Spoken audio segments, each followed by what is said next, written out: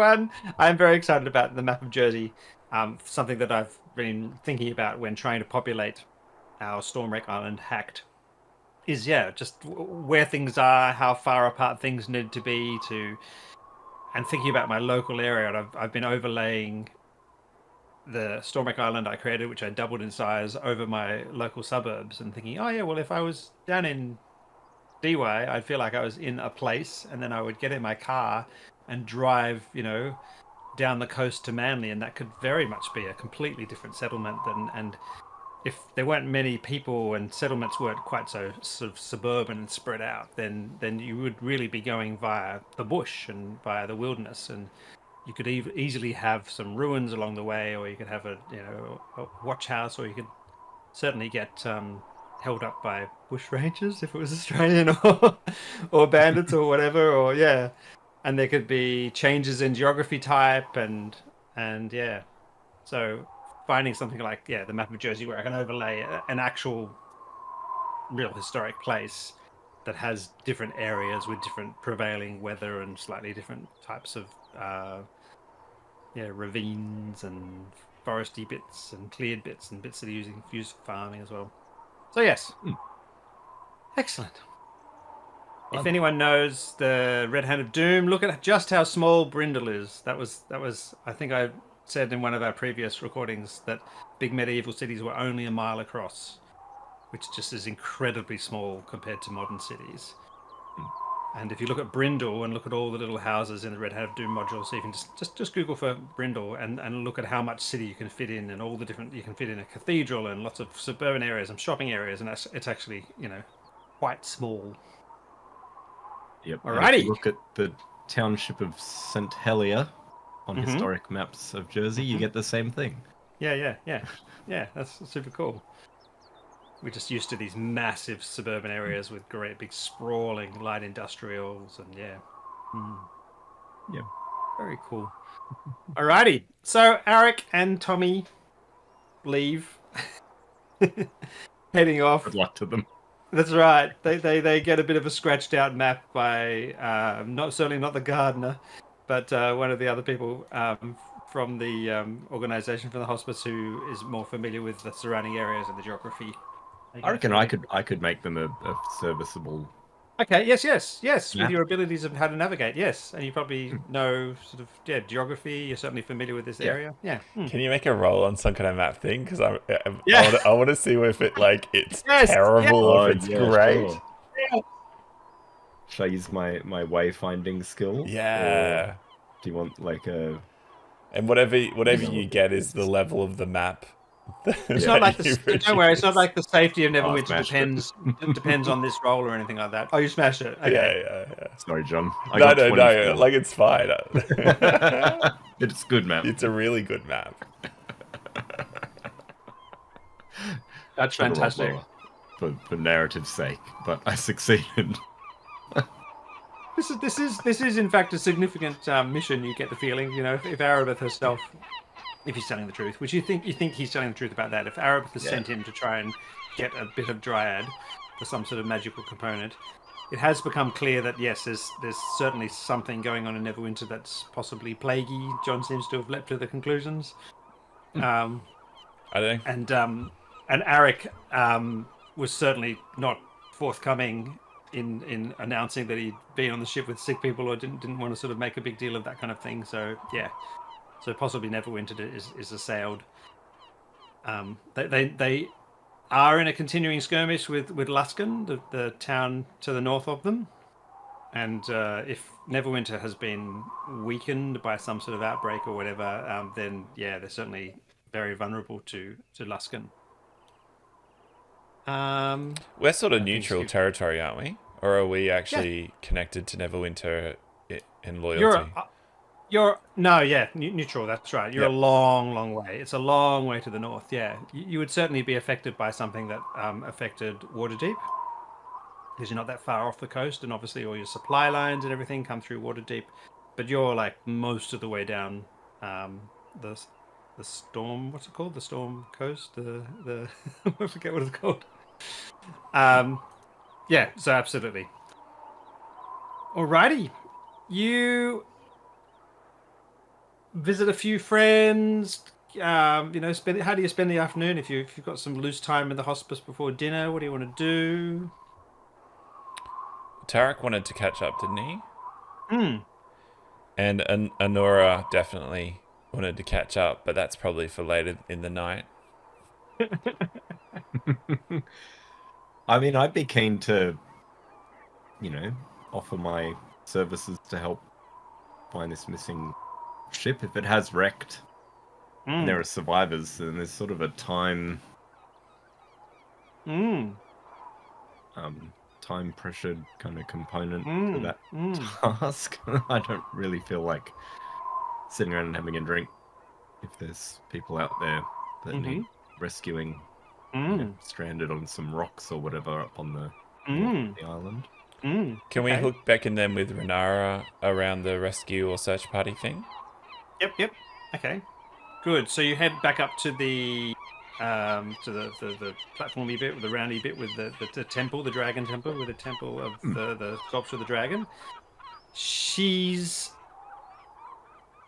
not there when you first arrive. So I suppose you sort of late afternoon. Do you hang around for a while? Are there other healers that are sort of her secretarial caretakers? Is there a leadership structure that we can connect into? Mylarson, Arethan dear Mylarson is there doing a little bit of chipping on one of the, like a repaired seat. Maybe they replaced one of the seats recently and it hasn't quite it's been finished off with a little chisel and a little hammer. This winged kobold. Is he in the structure of... He's an assistant of Varnath, who is just maintenance. That's the only people up in the temple. He's there chipping away. I will bow deeply to him. And in a way that you would with someone of such noble stature. Arathan, dear. It's lovely to see you. Good to see you too. The sun's always shining when you're around. Oh, you're so nice to me. You're so lovely. Not like some people. Yeah, you point them in our direction, we'll sort them out for you. Hey, listen, you wouldn't happen to know where Renara is, would you?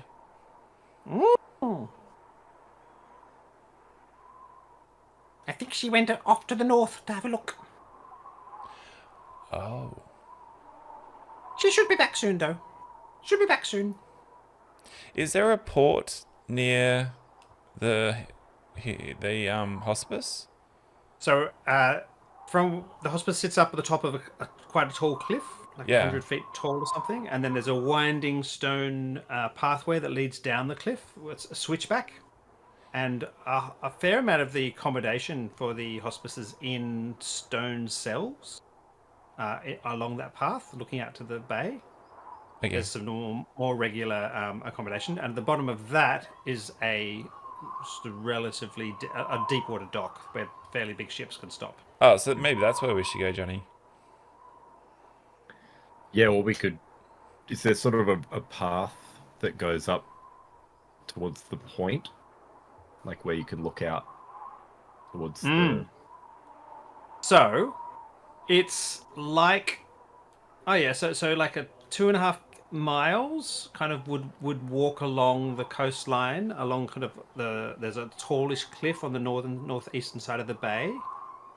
And there's paths that walk along that, and eventually, you've gone this way in the past, presumably sometime on sort of expeditions and walks and things, and you would eventually come to a high headland, which sort of rises up, much like South Head, and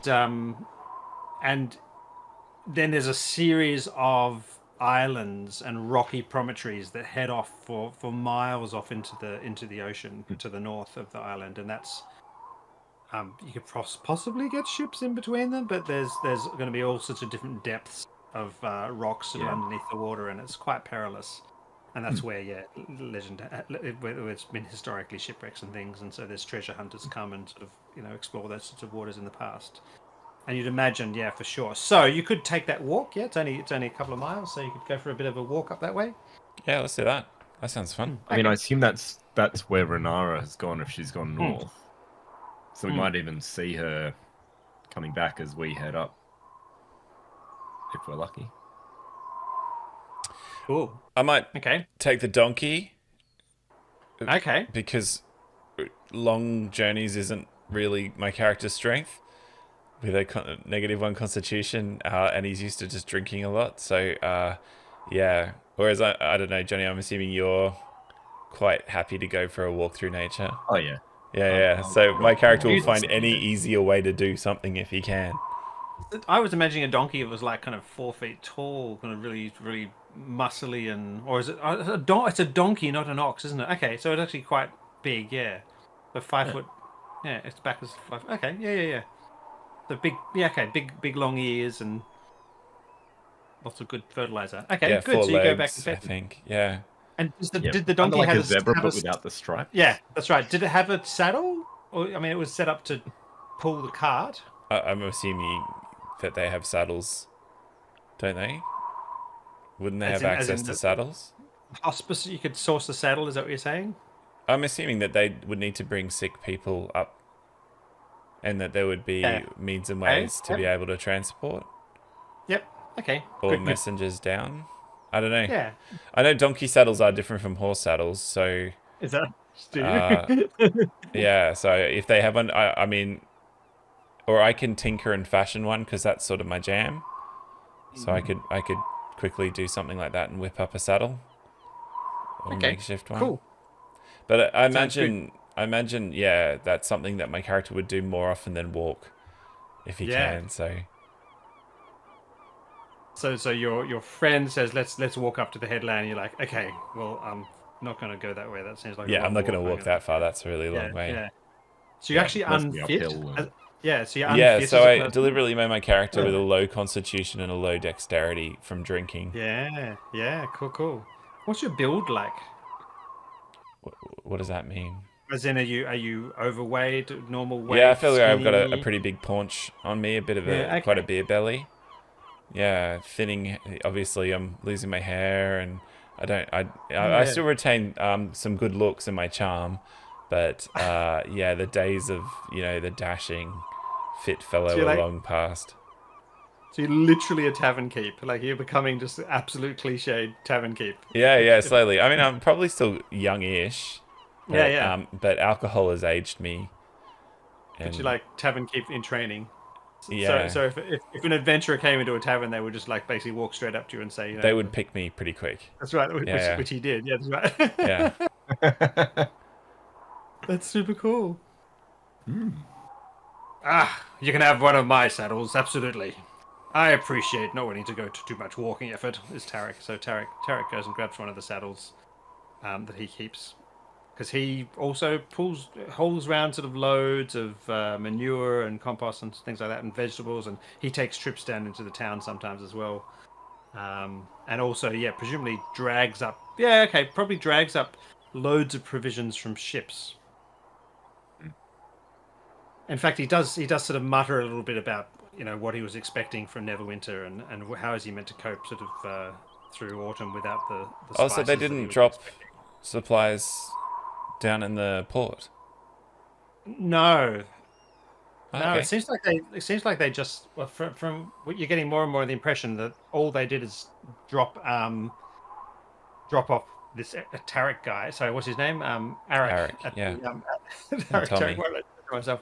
Arik and Tommy off. They just got off. In fact, they rode in on a longboat or something, didn't they? And then they headed straight to the hospice.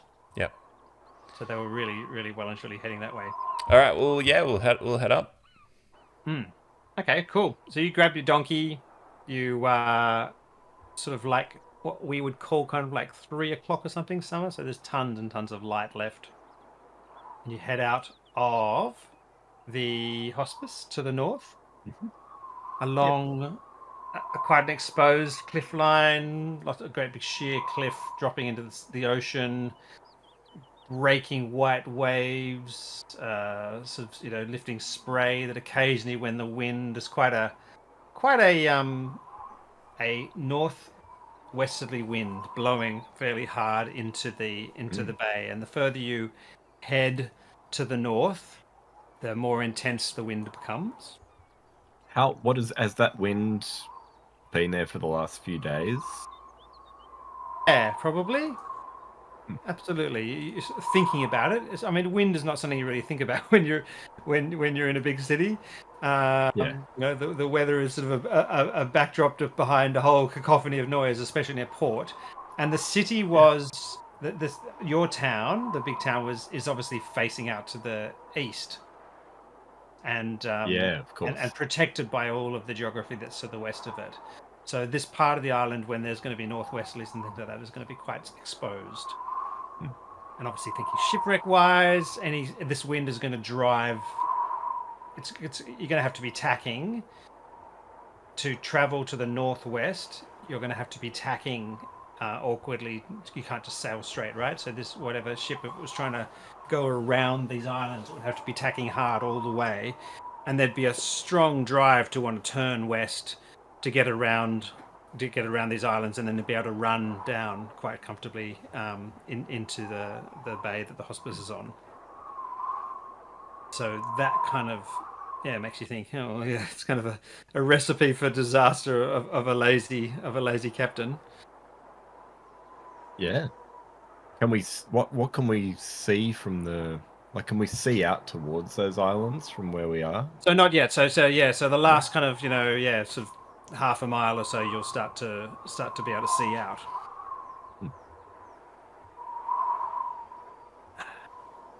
Torn. How are people's eyesight? As in, what's our perception check? Yeah, well, it's broken up. In fact, yes, your smell is very good. Yeah, but and then your other one would be just normal perception. That's right. Yeah. I have a +2 in it. Yep. And I have a +5. +5. I'm good at looking, even if I'm not good looking. That's right. Hey. But everyone's good looking in their own way. As a female character, I guess I must be on this island. That's right. I mean, from a dwarf's perspective, that's right. I think she's, she's an older dwarf. I think we've learned that Grey older people can be facial hair beautiful as well. So Definitely. Okay. Give me a perception check then. Everyone. Sure. 16. I rolled a natural 1. Natural 1. No. I rolled a 7. I was like, that doesn't mathematically work. No, so 12. 7 plus 5, 12. My 7 looked a bit like a 1. Fantastic. So coming up over the crest, you spot a dragon wheeling in the sky. I thought you meant like a Remoraz, like a dragon appears. No, that's right. No, that's how I pictured it. That's right. Just the little bits of a dragon wheeling in the sky above this string of islands. So we've got like a few miles of islands, and if you think Lord Howe, so thrusting volcanic sort of injections in great big pillars and great big angular, sort of long, stringy, rocky, vicious cutting looking rocks of all sorts of different sizes, some of them huge, and yes, many perilously beneath the water. And in this windy sky, you spot a dragon. It's not incredibly unusual, definitely unusual at the far, in town, but yeah. And obviously there's the whole draconic-y thing. What color?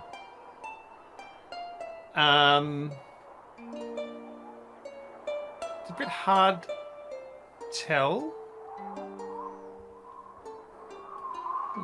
Because it's kind of late-ish. Just, oh,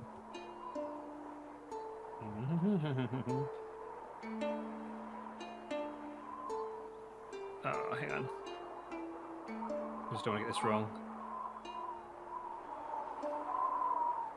Yeah, so possibly metallic, if anything. So, as you well know, reds and blues and whites are kind of very, very dangerous, and all the dragons which tend to relate to humans and humanoid society in kind of a friendly, collaborative way tend to be metallic, and they tend to be silver and gold and bronze and all those sorts of colors. So this is glinting in a way that possibly is less than just a chromatic kind of color, which is good because you kind of come up over the edge. And you're like, a dragon in the sky is either kind of like, oh, look, it's a nice dragon, or some dragon going from somewhere far away to somewhere far away, and it's not going to interfere with us, or we're actually kind of in trouble. Because dragons, of course, have exceptional eyesight, a heck of a lot better than you. And if it was a metallic dragon, then places for shelter or withdrawal. If it was a chromatic dragon, then places for shelter and withdrawal and some sort of tactical position would be very, very few and far between. So it's kind of heart and mouth for a while, but yes, there's maybe some sort of metallic dragon out there. So standing on this promontory. Is it circling? Yes, it's circling out to see above. Yes, searching. You could conceivably be investigating the islands. Yes. Or looking around, or circling around there, or searching for something. Could it be circling above a shipwreck? It could very well be, or looking for a shipwreck. It doesn't seem to be holding position, so it doesn't seem so it doesn't seem to sort of be landing down onto a shipwreck or circling to looking at something, but more sort of strafing across and taking passes. I have like artificer and fusion and like artisan tinker's tools and things. Can I fashion a couple of bottles to see if I can magnify my sight to see if we can get a better look? Super cool. Okay, cool. Yeah. Excellent. MacGyver it up.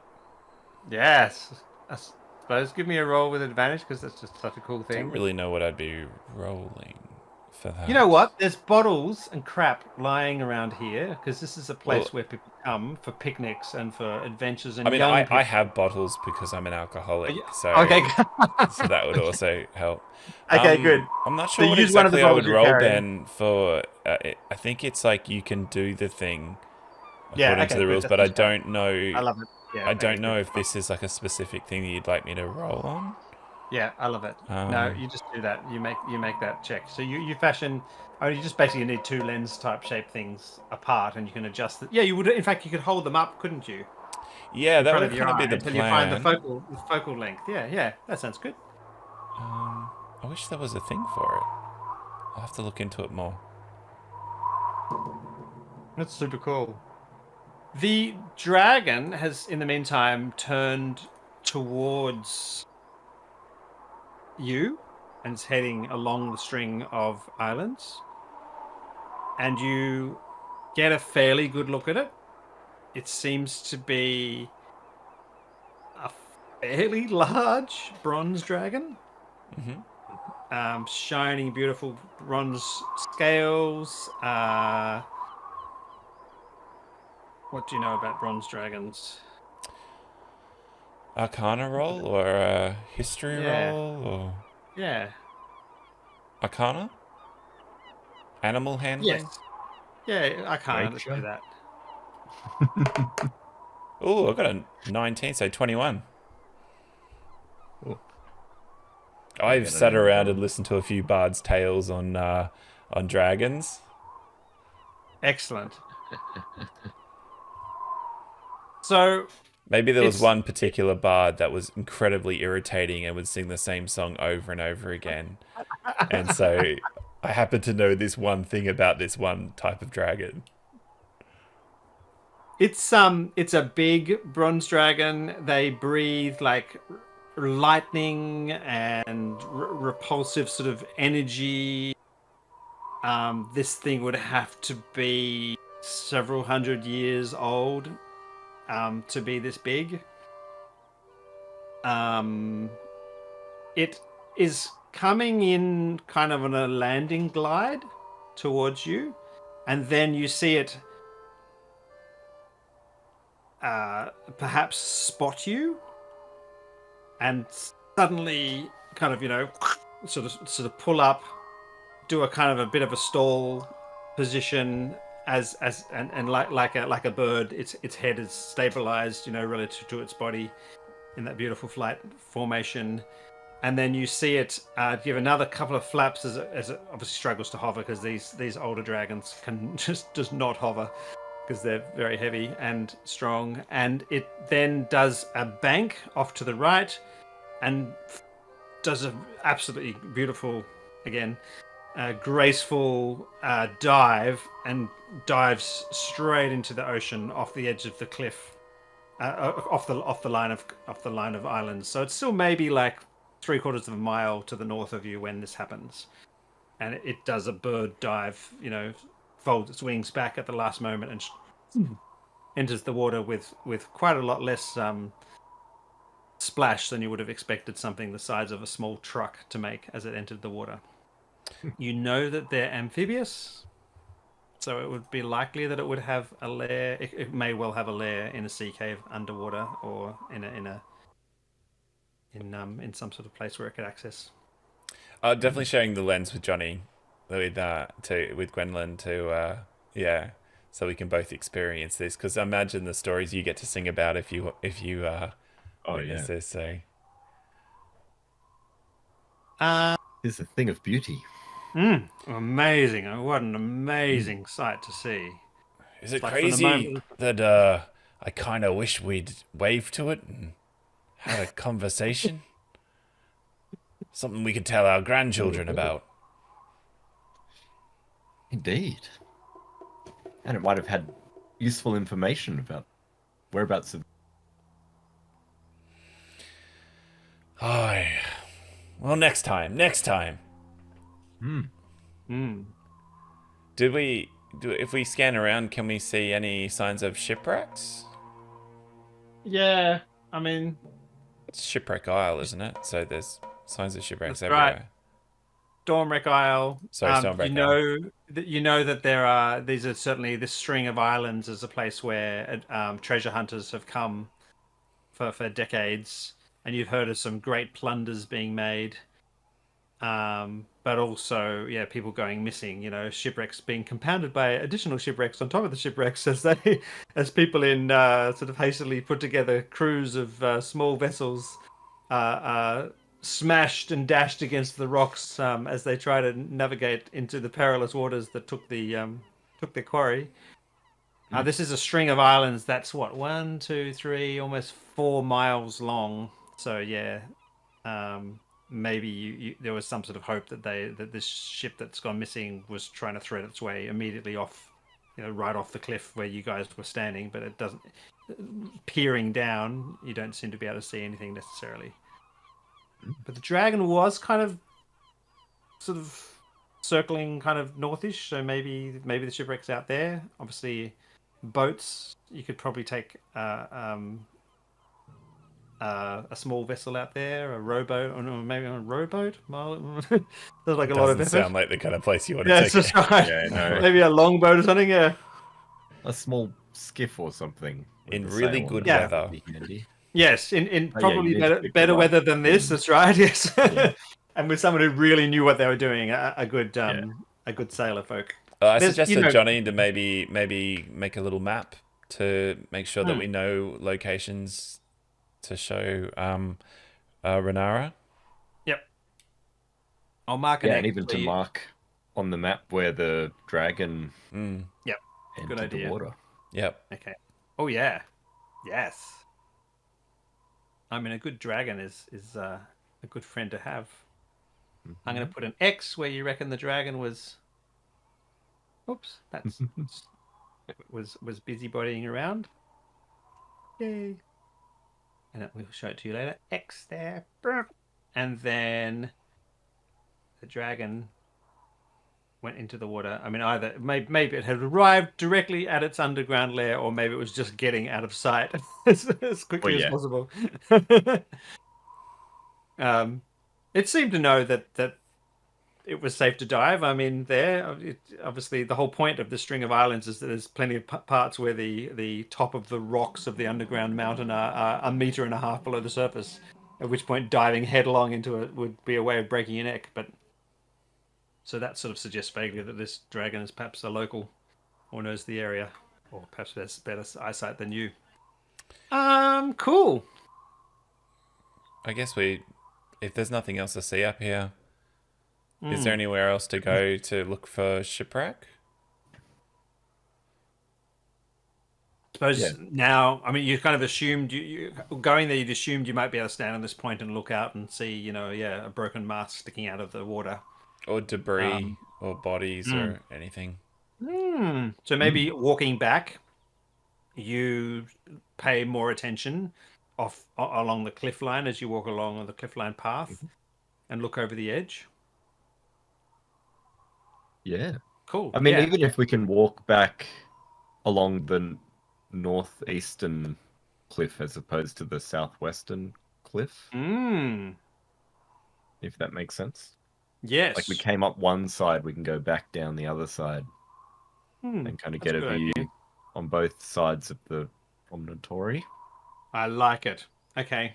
If you look at the map now, you'll see that there's a little jut, when you're almost all the way back to the hospice on the northeastern shore, and there's a bit of a bay there with a sandy beach at the bottom of that, and you do in fact find some broken up bits of ship, bits of mast, bits of lining boards in the black painted tarred surface, the way that the Neverwinter vessels prepare themselves, and with the kind of distinctive hull-shaped curve on the woods that make these big bulbous vessels that you saw come briefly into the harbour. Any people holding on to debris or flotsam and jetsam? So you're looking from the top of the cliff. You could probably. I'm using what I call the big eye. Yeah, so I'm going to call it. I think it'll catch on. Yeah, I think it's a great idea that there'd be people there. Yes, you with your big eye. What is it like? Yeah, it's like 4:30. I think there's still tons of light. Yeah, you reckon you can see a couple of people? I mean, dwarves have dark vision, don't they? So, yeah, yes, I do. So you probably, even if it does get dark, yeah. Even if it gets dark, I'll be able to see. The big eye will be able to help you. Yeah. You think maybe there's a couple of either bodies down there or something? There's maybe someone lying on the sand. Is it go down possible to get down there? Yeah, you can pick your way down. Yeah. Pretty I perilous. reckon I can find a way down. Yeah. You're going to leave the donkey at the top? It certainly doesn't look like a pathway that a donkey could scale. It could certainly clamber down. Oh, so I guess I could. The donkey can't make its way down because it would be very useful to be able to drag somebody up. Yeah, if we could put somebody's injured body on the donkey to get them back to the hospice, that would be handy. Or make a skiff or something to. Because I don't know what your strength is, but I don't know how well I'd go carrying a body back up this steep. Yeah, I've only got 12 for strength. 12. Okay, you can take the donkey down. I think that sounds like a good idea. So, I mean, the whole point of donkeys is, right, they're super sure-footed and they're really stocky and they have really strong... Yep. That's the reason you have a donkey rather than a horse, yes. Yep. I can also speak to the donkey if that's any help. Okay, that's cool.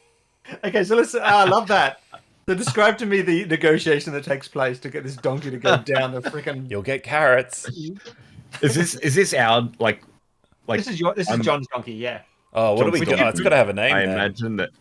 Yeah, I'm and he's well acquainted. Yeah, I've probably spoken to this donkey. Yeah, times. Oh, what would its name be It's then? a first level spell. I love it. Give it a carrot every now and then when you turn up at John's. I love Horatio? it. Horatio the donkey? Horatio. That's a good name. Oh. Yep. So I'll cast Speak with Animals to speak to Horatio and explain the situation. I say, You want to play the Horatio. donkey? You play the donkey, John. No, no, this is your job. This is you. You get to shift. You get to create it. Okay. Because I want to talk to it too at some stage. Okay, good. Do you have Speak with Animal as well? Or? No, I'll learn it if I get to talk to my donkey. Yeah, That sounds so amazing. Why am I even Horatio. here? There's was been a comfortable. shipwreck. There are some people. We've spotted some people down on the beach below. People. Why do people go in boats? What a ridiculous thing. Well, yes, it is. It is slightly ridiculous, but they need our help. Tell him he'll get carrots. Is that going to help? I'm tired.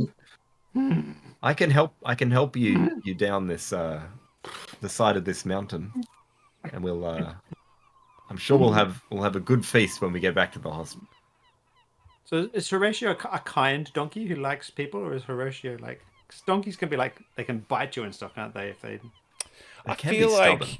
maybe he was pretty ornery until Johnny came along. And Ah. then he sort of became quite a nice donkey, especially when Johnny's there. But not necessarily beforehand or with me. Yeah, I love it.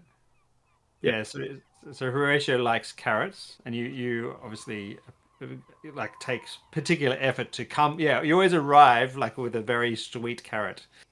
You actually go to the effort of finding one in the market or whatever. And I think even just the regular use of Speak with Animals just to chat and catch up, yeah. like without an agenda, like in this situation, but Yes. there's some goodwill built up from previous conversations And we've had. And we previously established the kobolds are very fond with the donkey and scratch its ears, and it likes that, and it literally holds onto its poo in order to deliver.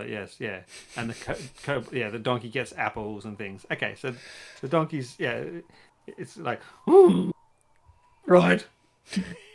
My ankles aren't made of like, that hard stuff. Just be careful. Very rocky. We'll take it slowly. We'll be Okay. careful. Okay. Come on! You obviously don't ride the donkey down because that would be sort of doubly perilous. I guess so. I guess I'll go down on foot. Yep. Excellent. Okay, so you thread your way down. So let's say there's so there's obviously cliffy areas, quite sparse. There's a rocky, it's like a moray or something, is that what it's called? Like a rocky hill with a rocky sort of slaty, dark grey stones, which then bottoms out at the bottom on quite a broad, sandy beach. Yeah. Where So I'll sing a little song as we go down, both nice. for the donkey and for my friend. That's right. To confer some bardic inspiration if needed. Feel somewhat comforted Is by that like a +1 to rolls on dexterity? No, it's Definitely. you get a 1d6 to add to your d20 if you're rolling a d20 for anything. Oh, nice. Yes, I will definitely need that. So will the donkey. There's some slipping and sort of sudden grabbing and things like that.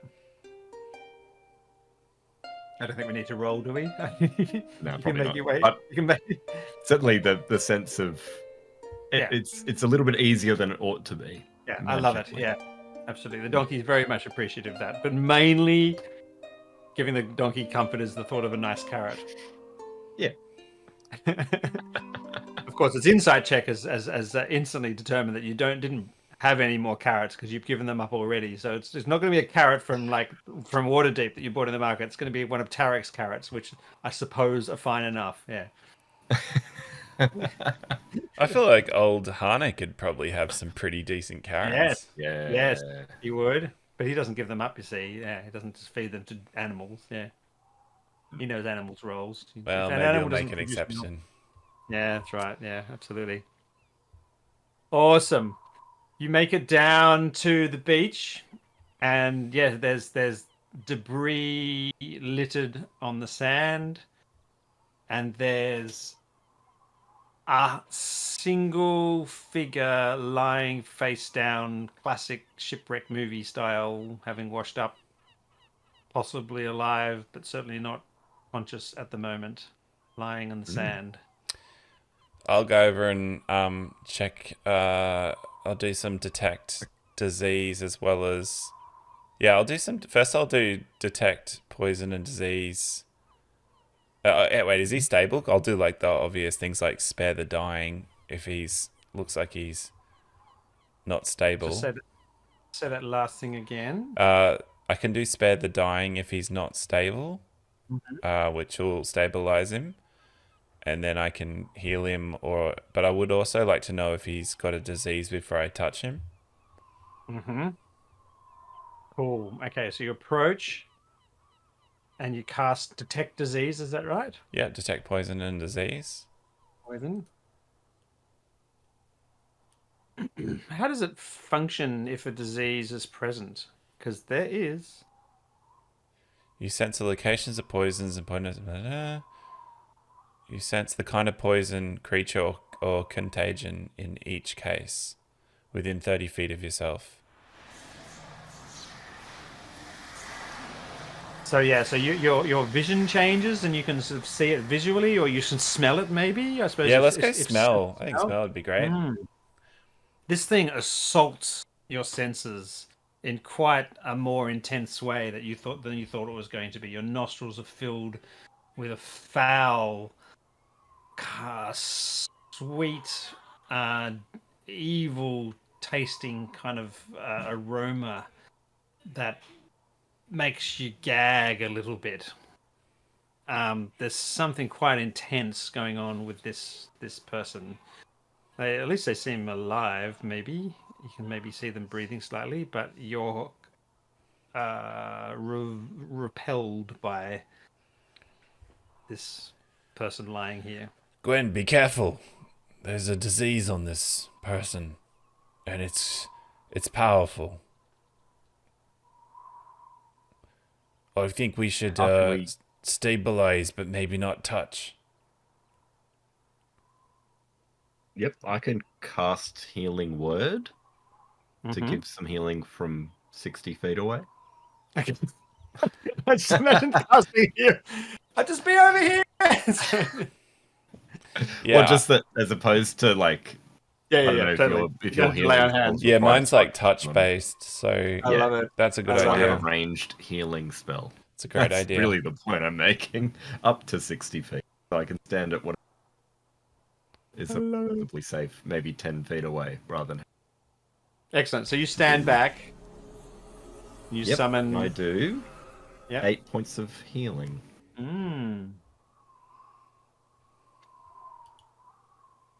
You were still standing nearest to the body, is that right, John? I mean, it depends how potent the smell was, is how close I probably got. Yeah, and you were quite close when you cast it because you didn't expect to be smacked in the nose with a vile thing, but maybe you just sort of staggered back kind of like 5 to 7 feet or something. I don't think I was particularly close because I went in there cautious, wanting to. Yes, that's right. Yeah, that's right. Yeah, no, absolutely. Yeah, I'm not going to hit you with any sort of effect for being too close, but I just wanted to know whether you had a chance of seeing what you see. So I do have my big eye, so I can definitely. You do have your big eye. No. That would be weird. Oh, Sonny! Or a bit close. That's right. Yeah. You see lesions which you didn't previously note all up and down the back of this man's legs and the back of their arms and the front, and then maybe one of the arms is outstretched on the sand, and you obviously there was bubbles and water and fabric, and you see these lesions get somewhat healed by the magic. Excellent. But it's like it's kind of fighting the magic, and they don't just close up and smooth over. You know, when her magic is kind of fairly pure, powerful, and unadulterated, and unchallenged. But you would have expected that she would have been able to really do quite a lot of good for this person. He in response to the healing, groans, a guttural, deep, suffering, mournful groan, pushes up a little bit, pulls their right hand back, pushes up against the sand, and you see. Oh, I triggered a sound somehow. You see the a face which is for a moment covered in these lesions and sand pressed into it and watery eyes, and the person pushes up onto their hands, rolls slowly with a gasp over onto the side and goes flopping onto their back, and you see these wild eyes looking at the sky and gasping for breath.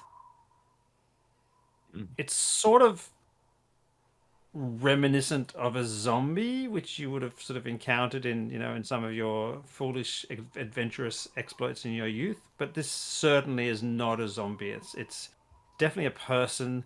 They just look disoriented, they look horrified, they look fearful, they look panicked.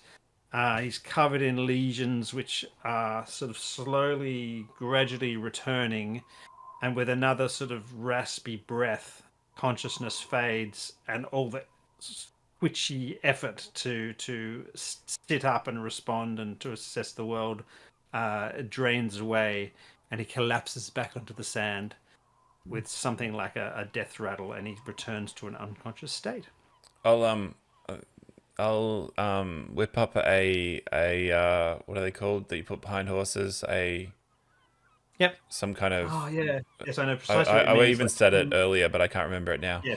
Anyway, yeah. So that we can drag like a skiff of some kind that we can drag the body back and tear some cloth to sort of make that happen and. Yeah. Yes. I'll do best to use like cloth to be the thing that touches his body, and we can drag him with things. But having worked as a healer and working with disease before, I feel like I might have an okay idea on what safe practices are. Absolutely. Around this. Yeah. Cool. But yeah, we'll get him up and try and get him back to the thing. Out of time, we can kind of montage you doing that. You build one of those things, which I could definitely see in my brain, which you drag a heavy body along so that the back thing's on the ground and the front is held by the back of the donkey. This guy's unconscious, which is just as well, because presumably all the bumping and the grinding and the swinging would probably be quite painful for someone in this kind of condition. It's definitely just it's just definitely unconscious. Doesn't seem, especially with Johnny's magic, doesn't seem to be, passing away at any point. But his body's in a wrecked state. Yeah, we'll get him water and things like that as well to sort of keep him there. Yeah, he seems to be dressed like a kind of a normal kind of merchant person in the typical Neverwinter style, as tasteless as it is, and sort of practical and winter protected. Wonderful. Yeah, cool. Yes, I think if we can get him up to the hospice and to Renara, excellent. he'll know what to do. That's a good place to connect back in with the group for next session too, which is kind of nice. So you'll be arriving back into the hospice, dragging a sort of a horrifying, distorted, diseased, and suffering person. It sounds like the perfect place for someone like that to arrive. It's not the first time that's happened to them. That's that right. was awesome. Thank you, guys. That's wonderful, amazing. Ben. That was fun. Yeah. A nice way to flesh out our characters too. Yes, very good. Lovely to spend some good quality time with them. Yeah. And I'm looking forward to the new music that you're going to write for next session. Yes, that'll be absolutely. good. When's Wednesday, or what the heck it's called? Wednesday. No, Heal Day is going to come around fast, I think. So I better be ready with my music for the concert. Absolutely. Awesome. Cool. Thank you, guys. You're amazing players. Great. See you, audience. Thank you, Ben. Bye everyone.